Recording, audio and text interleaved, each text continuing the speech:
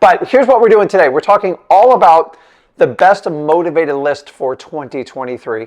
And what I want to share with you most importantly are the lists I'm using today in 2023 to get the best wholesale deals. Because I've been using a lot of lists over 21 years and they do ebb and flow, but you're going to see a rhyme to the list I use. Most gurus don't talk about them. They're all talking about very expensive softwares. Honestly, I'm going to keep it really simple with the list with the most motivation because that's what you need to get a really good wholesale deal. First and foremost, code violations. If you've never heard of code violations, it is nothing more than a city or a county, and they keep records of who takes care of their property and who doesn't. And the reason they do that is if you buy a nice house and your neighbor decides not to take care of their house, they never mow the lawn, or they won't want to run like a bar and grill out of their house, they have this thing called code violations, and it basically says if there's a violation to the city or county statutes, what's a violation? Like on average, I don't think you're allowed to keep your grass more than like 3 or 4 inches high. Yes, they'll come out and measure it with a ruler. I've seen them do it before. And what happens is if the homeowner doesn't comply, either the city drives around and writes down addresses, or your neighbor's telling you, and it's a pain in the butt. So when they do that, it gets reported. You get a letter and a violation taped to your door very boldly, and you've got usually 30 days to fix it. What happens if you don't fix it in 30 days?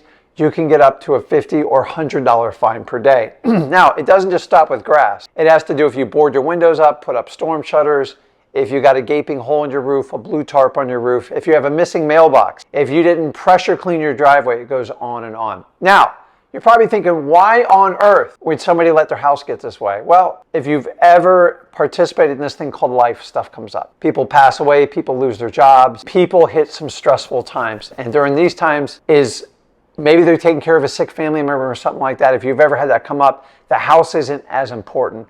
Or maybe they just don't have the money to fix it up. This is a great time for an investor like us, a wholesaler, to reach out to a homeowner that is on one of these code violations lists. Why? Because where there's smoke, there's fire. So the more smoke I see, the more fire I can put out. And once we do that, you align yourself with the best possible chances of getting a wholesale deal. You see, a lot of people create lists to sell you products. Like, hey, Rick, I know you're brand new to real estate and wholesaling, but if you go over to MLS, there's over 10,000 properties there with all the prices, the pictures, the seller's phone number. It's the easiest list to get a hold of. You need to go to that list. The reality is that list is the worst one you can chase down because it has the least amount of motivation. So here's a rule when I go through these lists, like code violation, I just gave you the answers to exactly how it works, is you want to get the open code violations, not the closed one, for the last 30 days. That's the best part of the list. Now, I'm going to give you a warning right now. You're going to get some resistance in getting this list. It's okay. It's actually normal. You are in the right spot when they kind of say no to you. If you're the type of person that takes no and walk away, I'm going to question you why you're in wholesaling, because wholesaling takes a special attitude. You guys know exactly what I'm talking about. If you don't know, go over to freewholesaling.com. I'll show you exactly how. So what you want to do is get the last 30 days. And if they tell you no, please don't panic. And don't come on and go, Rick, they told me no. I told you, it's sometimes you don't always get what you want. What you have to do is kill them with kindness, and you have to be persistent. To overcome resistance, you got to beat it with persistence. That does not mean start yelling at a person being nasty. It's the fastest way to get you kicked out of any office. Remember, these people have regular jobs. They're just doing what their boss told them. So the reality is these lists are public information, but the challenge we have is the privacy policy. When I say about the privacy policy, it means what is their policy to give out this personal information? And if you don't qualify, they don't give it to you. So you have to keep coming back and ask the questions in different ways. Hey, can I get that list? Can I get it emailed to me? Can I get it on a thumb drive? Can I talk to your supervisor? I just want to get more information on the county I live in. I believe I pay taxpayers' money. I just want to get the information. And you're not going to get it in every county in every city. Like, we get shut down all the time. But once you crack that code, you can usually get them for a long while running, anywhere from 12 to 18 months. And remember, the key here is to figure out, how do I crack the code to get that information? The best way is to use a county or a city employee, because they already know how to get that information. You just got to figure out the right way to talk to them. And the best way you can do is use your charm, your personality, build rapport, just like I teach you to do with your home sellers, and connect with them. Connect with them on a personal level, their dog, their family, the kids' pictures, their mom, their dad, whatever it is. just like you would with a motivated seller. Guys, this is what it takes to get these lists. This is why me and Zach always get the best deals, because we go after the list with the absolute highest motivation. So I go code violations. It's a lot of work to get there. It's very offline, and these properties aren't on public market. Pain in the butt to get. So it's hard up front, but the back end is actually easy because there's deals there. Now, if I switch over and I do MLS, super easy up front, piece of cake, got all the information, phone numbers. Man, I'm going to pay this guy $5,000 for this course. It's incredible. And 90 days later, I almost guarantee you, if you're brand new, you're going to have 0 deals. Or you're going to have to make 10 to 30,000 calls. And honestly, you're not going to know how to talk to the real estate agents and brokers. And easy on the front, miserable in the back end. And I'm trying to tell you with these lists today, do the hard stuff up front. And wholesaling is a lot easier. The only reason you're being told these other lists is because A, it sells product, and B, it keeps people busy. MLS has the highest failure ratio for new wholesalers in the entire business. They won't share that with you. Why? Because they don't want you to know that. The reality is, realtors are not big fans of wholesalers and vice versa. I didn't create this mess, but trying to shove a wholesaler's terminology and a wholesale deal down a retail MLS deal is a recipe for disaster for a newbie. I still do it, but I only do it with pocket listings, expired listings, stuff that's 6 months or older.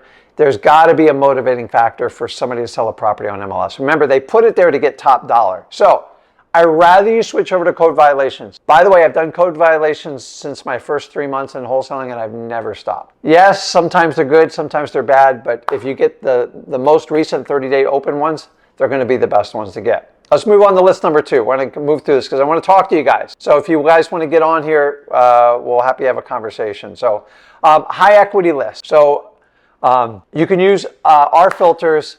I have them all on freewholesaling.com. I can rattle them off by memory, but it's not going to do you any favors. I prefer you go online and get it there. I update them about every 3 to 6 months, depending on what's working in my business. But for the most part, they're all within 10 to 12% when we make the changes. And honestly, we changed them about 3 months ago and they still work, so I'm not going to change it. I don't have them memorized. They're inside of freewholesaling.com. Go over there and check it out, and we'll go over the whole thing. So a high equity list is really simple. Somebody that has equity in a property.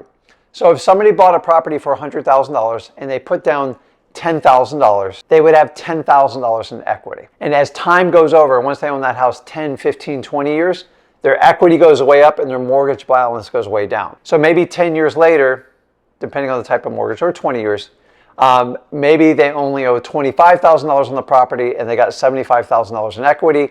That will be called 75% equity value in it. So just understanding equity just means how much cash they really have in the property. A lot of it's a vanity mirror because until you sell it, you never know exactly what you make on a house. But sellers like to dream. So how do you get this list? The easiest way to do it, I'm going to give you the simplest way. There's a million ways to do it. You can get it for free. You can get it for paid for. The easiest one to do is basically go over to listrei.com. I put the filter parameters in the bottom here. And when you're looking for 60% equity, 5-year ownership, non-MLS, under the medium home price. I can't stress that one enough. You want to be at worst at medium home price or just below it. Why? Because that's where the most demand for your cash buyers are going to be. And if you go above it, it's going to take you much more time to sell the property and it's harder to find the cash buyers for it. And there's less interest in it. So, and you want to make sure that they don't own 3 or more properties. Just 3 or less, not more than 3 owned properties. Once you get into 4 properties, my 21 years of wholesaling statistics shows they are much less likely to negotiate a great deal with you because they are what we call professional real estate investors. And honestly, I'm not looking to wheel and deal with those type of people. You don't want to wheel and deal with people like me. I know the exact numbers, I know how to do this, and I don't need to sell anything. I'm looking for somebody who bought a property and decided this wasn't what I thought it was going to be, especially on a home. Maybe they wind up getting a divorce, maybe somebody passed away or something like that. But these people usually want to sell quick. We offer speed and convenience in wholesaling, and you want to do it. The 3 properties or less is key to this. Once they own 4 or more, your statistical probability of getting a deal will go way, way down. Trust me on this. And then a lot of you call me and go, hey, Rick, I found this guy, he's got like 25 properties. Here's the easiest way to deal with that type of seller. And a lot of them own it outright. Tell them to pick their most tired, weakest, vacant piece of crap property and make a bid on it. And if he or she won't accept the bid on that property, don't waste your time on the other 24. It's a huge time suck, and you don't want to waste time doing that. That's simple. Because most of the time what they want to do is have you give them a contract and they just use it for trade bait with all the other investors. And someone like that doesn't mind going through 20, 30, or 40 wholesalers. I've watched them do it to me. I'm trying to save you the aggravation. When you get someone with a ton of properties, specifically 3+ properties, be aware they're most likely going to waste your time. Every now and then it works. So I've only dealt with probably less than 5 people in my 21 years that own 3+ properties that cut me a good wholesale deal. Now, 5 out of 3,000+ deals, that's a very, very low probability, and I want you to understand that. So if you get someone to get you all excited and you spend like 6 days working on it, you're usually wasting your time. 10-minute max comp. And when they got 25 properties, tell them to pick your most tired, weakest property and take a stab at it.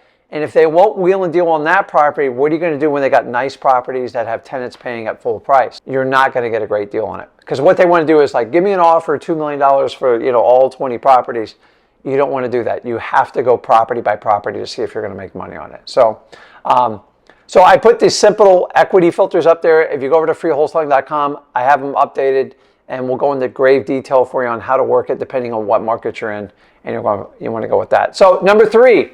Tired landlords. I know this list well because I've been on this list multiple times myself. How do I get on the tired landlord list? You have to evict a tenant, the best way to get on there. And when you're evicting a tenant, it means typically they're not paying you, they won't honor the lease, and the property's usually trashed. And you want to get a judge to get them out of there because you've heard every story from them. And at some point, they wear you out. Who do they wear out the most? It's not the guy with 20 or 30 properties. He or she has a property manager and they do it professionally. It is the mom and pops that own a couple properties and they just can't take it anymore. And here's the key. They usually have 3 or less properties. Some seminar told them, go get rental properties, let the tenants pay them off, and you are golden. And I'm here to tell you, I started off with this theory before I did wholesaling. It didn't work out. I got hit with 2 hurricanes, massive property hikes. I got canceled by all the insurance companies. I had to be insured by like the state of Florida. And it was a disaster for me. And that's how I actually got into wholesaling, because I need to learn to make money today.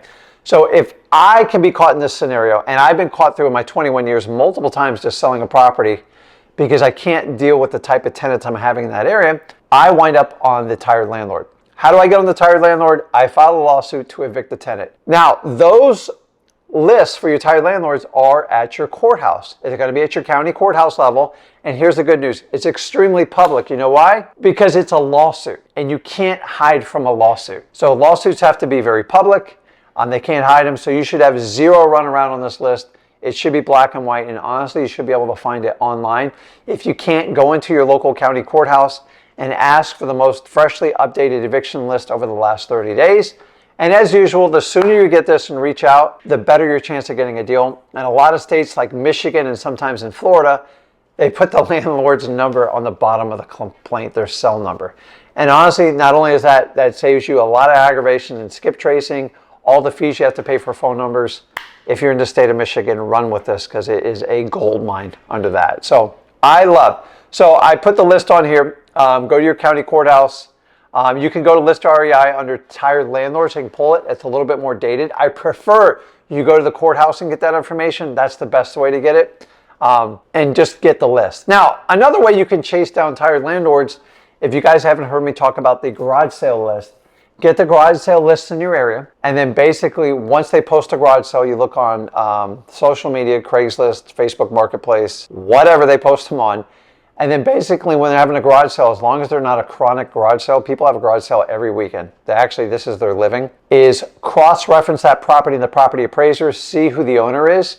And if it's an absentee owner, how do I know if it's an absentee owner? Real simple. It'll have a different mailing address than the physical property. Once you get that, you can skip trace that, and then you call the landlord and say, Mr. Landlord, hey, I see you're having a garage sale at your property XX. And that's all you say. And then they're going to, yeah, so what? Then basically I ask them, hey, do you have any interest in selling the property? Or sometimes when you tell them, they go, what are you talking about? I'm not having a garage sale. I'm like, well, I'm just letting you know, I drove by and they're having a huge garage sale. Were you aware of this? And usually you just informed him that he's having his tenants move out, because the tenant's usually behind a month or two in rent. And you're actually doing him a favor. And if you can connect with him, think about it. He's going to have vacant property. It's going to be trashed. He didn't know they were moving out. And he or she's got to figure out how to solve this problem. You're the first one to the chase, and nobody else knows about the property. That's why I love doing that. That would qualify for your tired landlord ones. It's an exhausting list to chase down, but you can do it all in the comfort of your own home, your home office, and it's easy to get a hold of. I used to mail to them. Now we cold call on them. It works well. The element of surprise is what works so effective on the tired landlord. So you can get it from your courthouse. You can get them with listrei.com, or you can do the garage sale list method that I taught you about. Do the one that works the best for you. So the next one, this is kind of going without saving. I'm going to save you a $3,000 course right here. Driving for dollars. Just get in your car and look for ugly houses. I'm going to put it on the bottom for you in case you missed that. You're going to drive around, find ugly houses your cash buyers want in the areas that you are looking to do your wholesaling business in. And typically, guys, if you live in a really nice neighborhood, like you live with your parents, don't be driving around in that neighborhood, because those aren't the type of houses you're looking for. You're looking for the average median price or below.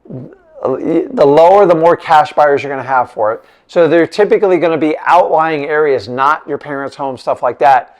And just look for average, what we call blue-collar workers. If you don't know what a blue-collar worker is, let me give you a crash course. It's what you don't want to be in today's market. I'm sorry, it's just the truth. These are the people that are going to go to the body shops and work, the car dealerships. They're going to work as managers at the restaurants. They're typically working 8 to 12-hour days, and then they want to come home to a safe place. Nothing wrong with that. But as a wholesaler, we're looking for something much, much better. And these are the type of people you want to service the most, because they want the ultimate convenience. And they don't want to overpay for anything, but the minute a property comes available, they either want to rent it or buy it right away. That's why you want to find ugly homes in these areas, because in my opinion, they have the most demand, hands down. From retail buyers, from landlords, from dad buying their kid like their first starter home, these are the best ones to get. When you start to get into $800,000-$900,000 houses, depending what market you're in, the buyers are more sophisticated and the sellers are even more sophisticated, and they typically like to work with brokers once you approach that $1 million mark. So stay at the average median price or slightly below it. And then remember, the more you can find in these blue collar areas, the better off you're going to do. It works really well here. Pre-foreclosures. Now, I started out doing this. This is a list that you're going to go down to your county and you're looking for the list pendants. Yeah, I did spell that wrong. Let me fix that. You're looking for your list pendants and just the NODs, notice of default. And basically this is, let me put it up there. This is basically when a homeowner stops paying on their mortgage. A mortgage is when you borrow money to buy the house. So if you bought a house for $300,000, you got a mortgage for $280,000. You got to make monthly payments to the bank. And if you don't, the bank can file a lawsuit, which is basically a foreclosure, and sue you to take the asset back to recoup their losses from the mortgage. And it happens in every market all around the country. It never stops. It's been going on for 21 years. The key with pre-foreclosures is try to catch them in the first 90 days. Why?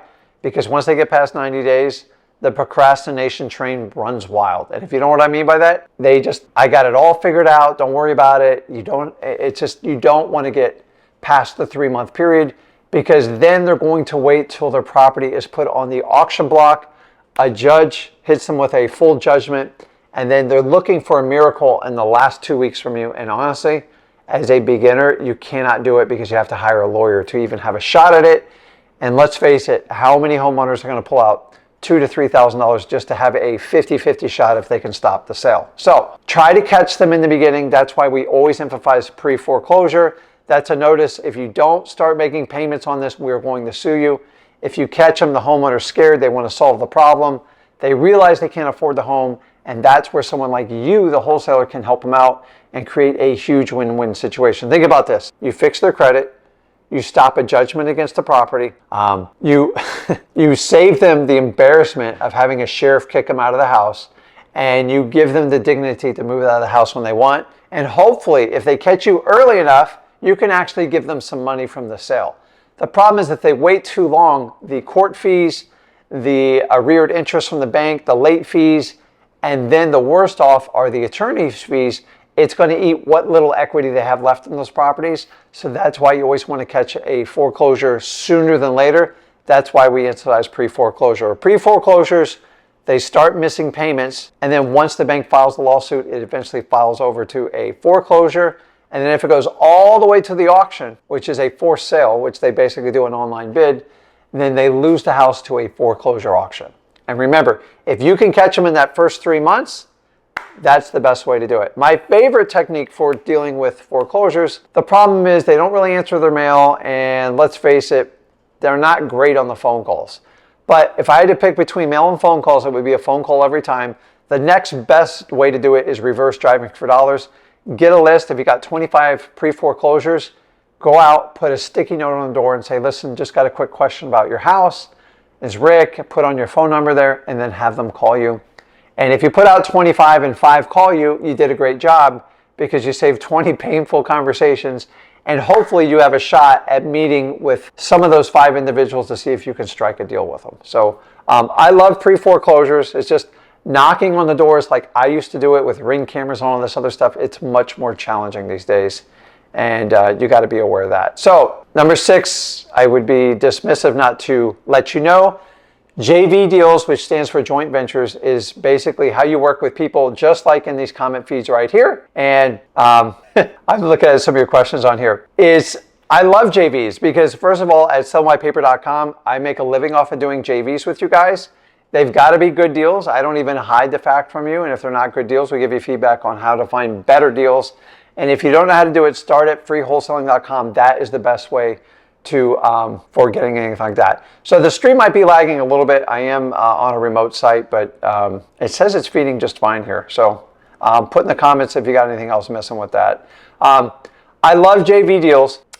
It's just about networking.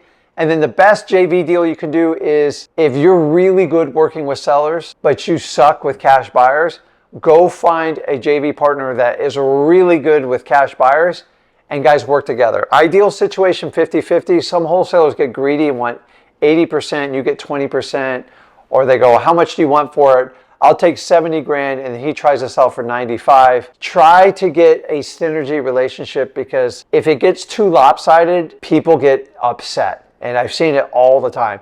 So the best way to enter in a JV agreement is 50-50. If the other partner has to put up money for a deal that actually has to be funded, it might be 60-40. That would make sense because if you have to put up the money. But the idea is work with them because I'd rather you make some money than no money. And think about this. If you can work with them, they teach you the skill sets they have, it is a huge win-win. That's all about learning and earning at the same time. It is the best way to do it. And just please make sure you do the JV paperwork and the partnership with it. It's so important that you have it. And so, okay, Rick, I entered into a JV agreement. What do I do with it? How do I hold them accountable? It's actually really simple.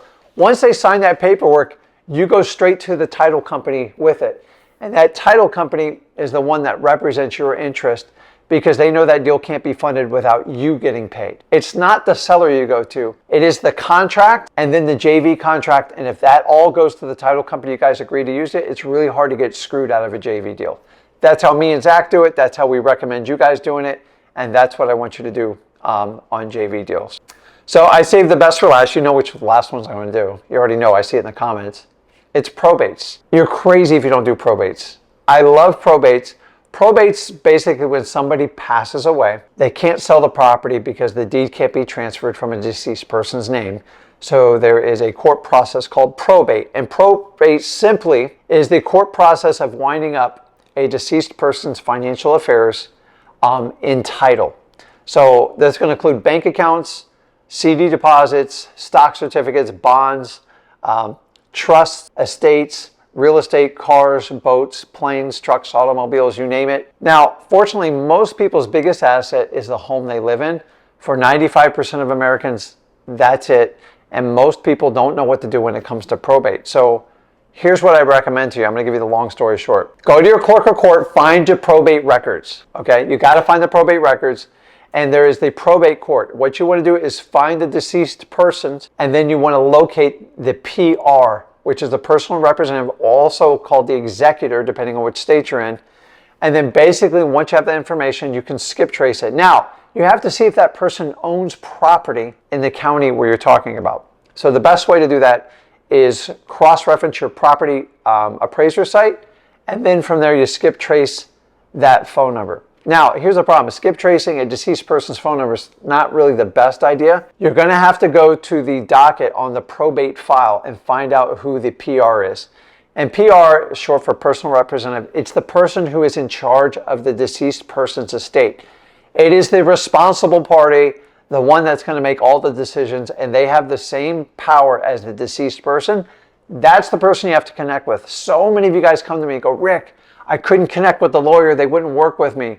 You do not want to connect with the lawyer. You want to avoid the lawyer like the plague, because the lawyer is representing the seller's interest, not yours. And honestly, if you met with your seller and they've agreed with you and they want to strike a deal with you, you want to fast track it. You want to go straight line as fast as you can to get the seller and get a signed agreement. If you have to go through the lawyer, it's going to be difficult. They're going to stonewall you with real estate agents, brokers, appraisals, BPOs, and then the dreaded, you have to wait till the probate's over. It's complete BS. It's hogwash. I've proved it thousands of times. You do not have to wait till the probate is over.